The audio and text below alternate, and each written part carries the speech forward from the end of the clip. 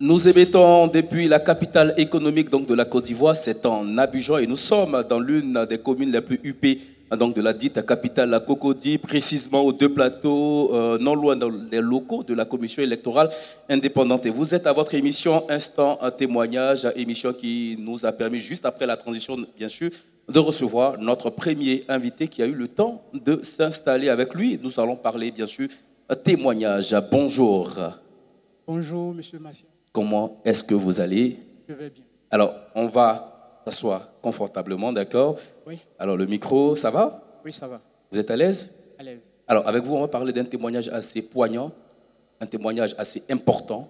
Alors, déjà, avant d'entrer dans le vif du sujet, quelles sont les bonnes nouvelles qui vous emmènent sur notre plateau? Effectivement, les nouvelles sont bonnes. On va rapprocher le micro, parler un peu plus fort, s'il vous plaît. Oui, je disais tantôt que les nouvelles sont bonnes, mais avant tout propos, permettez que je salue mon père.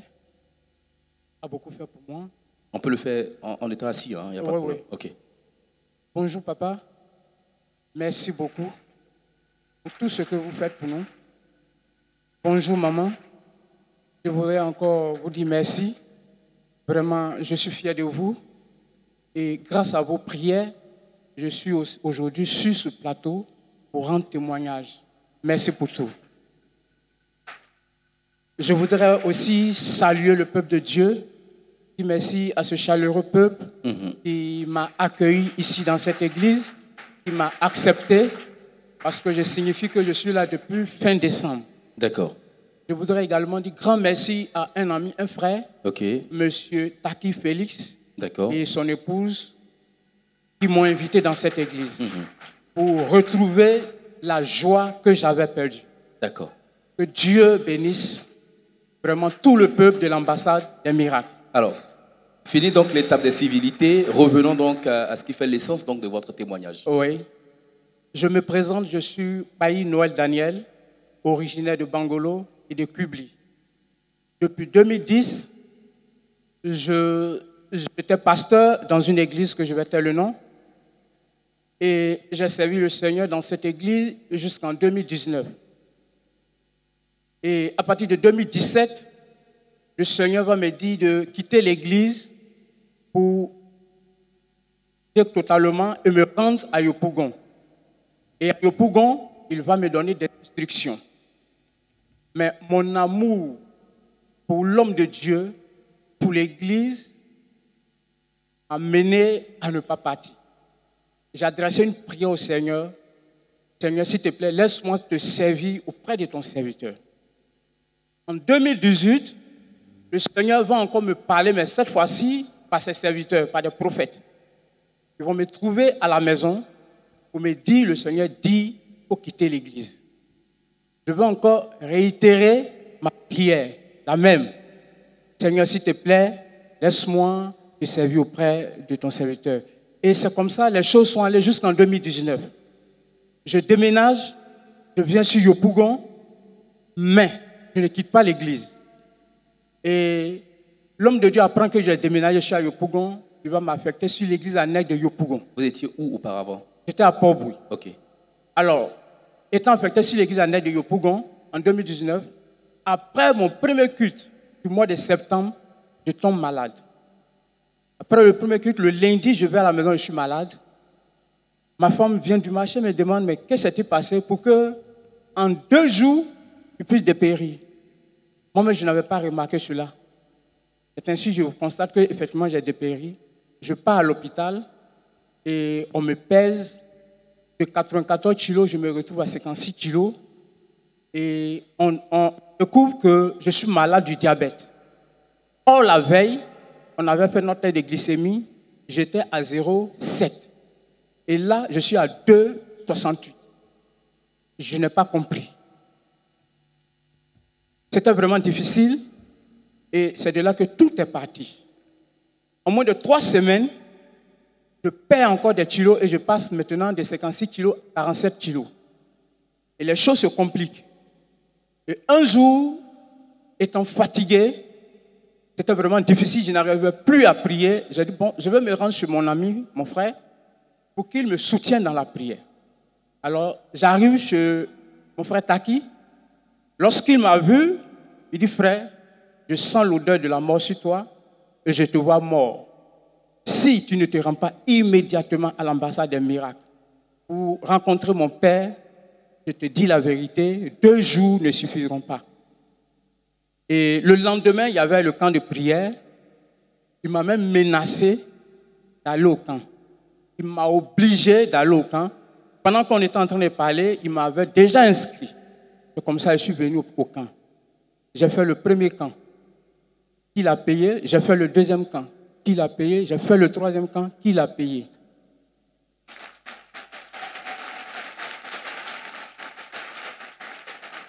Mais ce n'est pas tout. Depuis décembre jusqu'à aujourd'hui, celui qui paie mon transport aller-retour de Yopougon aux 2 plateaux en taxi-compteur. Wow. Vraiment, c'est quelqu'un que Dieu a utilisé pour que j'arrive ici, rencontrer mon père, pour que j'aie vraiment le salut, parce que je suis un ressuscité. D'accord. Vous savez, ici, tous ceux qui ont été mes voisins, ici à l'église, ont été vraiment dérangés, parce que je sortais à tout moment. J'étais constamment dans les toilettes, excusez-moi du temps, pour aller me soulager. Parce qu'à tout moment, plus de 10 à 15 fois, je sortais. En fait, ce qu'on doit comprendre, c'est que le taux de sucre dans votre sang était élevé. Très élevé. Très élevé. C'était monté maintenant à 5. Waouh. Avant d'arriver ici, le taux de sucre était monté à 5,99 comme ça. Alors qu'on sait que la norme, c'est de 0,7 à 1,1. 0,6 à oui. 1,1. Pour certains. Voilà. 1,1, oui. Wow. Exactement. Et là, vous étiez à 5. Waouh. Quand je suis arrivé, beaucoup m'ont remarqué, c'était des os, hein. Excusez-moi, mais il faut que je vous dise la vérité, c'était des os. Je n'arrivais pas à marcher, je n'arrivais pas à prier, je ne dormais même pas. Aujourd'hui, je porte des chaussures fermées. Grâce à l'ambassade des miracles, grâce à mon père, je porte des chaussures fermées. Sinon, je venais ici en sandales. Mes pieds, parce que quand le diabète passe à une phase de complication, il y a certaines choses qui agissent. Là, moi, j'étais atteint par mes nerfs. À l'hôpital, on m'a dit que mes nerfs ont séché. Le sang ne descendait plus dans mes pieds. Alors, mes pieds se tordaient par moments. Et c'est comme si on piquait une aiguille dans mes orteils. Et je n'arrivais pas à dormir la nuit. C'était des pleurs. Je pleurais comme un bébé. Il fallait que ma femme masse mes pieds pour que je sois soulagé. Mais dans la nuit, je peux pisser aussi. Excusez-moi, je peux me soulager du moins plusieurs fois. Et tout cela, c'était avant votre arrivée? Avant mon arrivée. Ici à l'église ambassade des miracles. D'accord. Mais ce qui est intéressant, après le 3e camp, vraiment, quelque chose de formidable s'est passé.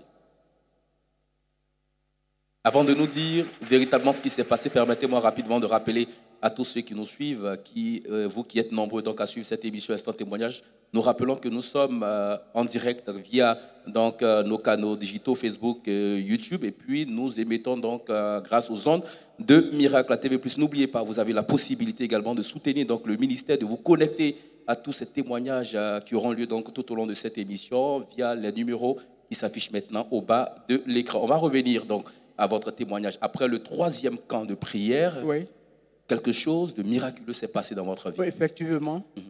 J'étais avec mon frère toujours et il m'a dit, maintenant, tu as fini le 3e camp, il faut que tu portes les chaussures fermées. Il a dit, je sens des petites brûlures. Il dit, mon ami, il faut ignorer ces brûlures. Maintenant, on rentre dans la phase de la foi. Porte les chaussures fermées. Je ne veux plus te voir en sandales ici. OK. J'ai commencé à porter les chaussures fermées. Je constate que je ne sens rien, je ne sens pas de douleur, je ne sens pas de brûlure. Waouh!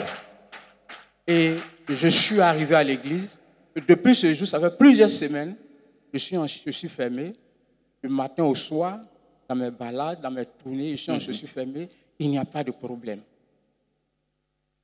C'est vraiment merveilleux. Alors, je me suis dit, si j'arrive à porter les chaussures fermées, c'est que quelque chose de miraculeux s'est passé dans mon corps. Je vais me rendre à l'hôpital. Je me rends à l'hôpital pour vérifier mon taux de glycémie dans le sang. Et on constate que le taux de glycémie qui était à 5 est descendu à 1. Waouh! On peut acclamer le Seigneur. C'est un miracle qu'il faut saluer avec des ovations bien nourries, peu importe votre position actuellement. Il faut acclamer, il faut rendre gloire à Dieu pour ce qu'il a opéré dans la vie donc, de son serviteur, j'ai envie de le dire ainsi. Son taux de glycémie était à 5. Aujourd'hui, il revient à 1. Comme quoi, tout est devenu normal. Normal. Waouh. Oui, tout est normal. Waouh. Tout est normal. Mes frères qui sont à la porte, je voyais tout le temps défiler. Mais il y a quelques semaines, je suis sûr qu'ils se posent des questions. Pourquoi on ne voit plus le frère? Dieu a normalisé les choses. C'est cela. Et c'est le Dieu du Bishop Ouattara, Mohamed, ce qu'il a fait. Depuis que vous aviez mis pied dans cette église, tout a changé dans votre vie. Effectivement. La maladie a disparu, le diabète est carrément parti. Parti. Waouh. Parti. Je disais à mon frère que papa est le capitaine de la délivrance ici en Côte d'Ivoire. Un autre surnom, hein? Capitaine cette fois-ci. Ah oui, oui. D'accord. Pour ne pas être prétentieux, sinon, c'est au-delà des frontières de notre nation. C'est cela. Je sais pourquoi je le dis. Il y a des hommes de Dieu, je ne dirai pas de nom, on les connaît, on en parle. J'ai été là-bas, mais le taux est monté. Je suis arrivé ici, le taux est descendu. J'ai vu la différence. Waouh. Le Dieu de mon père est un Dieu de miracles. C'est cela. Le Dieu de ma mère est un Dieu de miracles. Je comprends pourquoi ici c'est l'ambassade des miracles. Parce que c'est le miraculeux qui se produit ici. C'est le miracle qui se produit ici. Je voudrais lancer un appel. Avant de lancer l'appel, on va revenir rapidement, parce que vous me disiez déjà en off que une des choses que nous avons remarquées, c'est que vous vous êtes rebaptisé. Oui, effectivement. Pourquoi cette décision?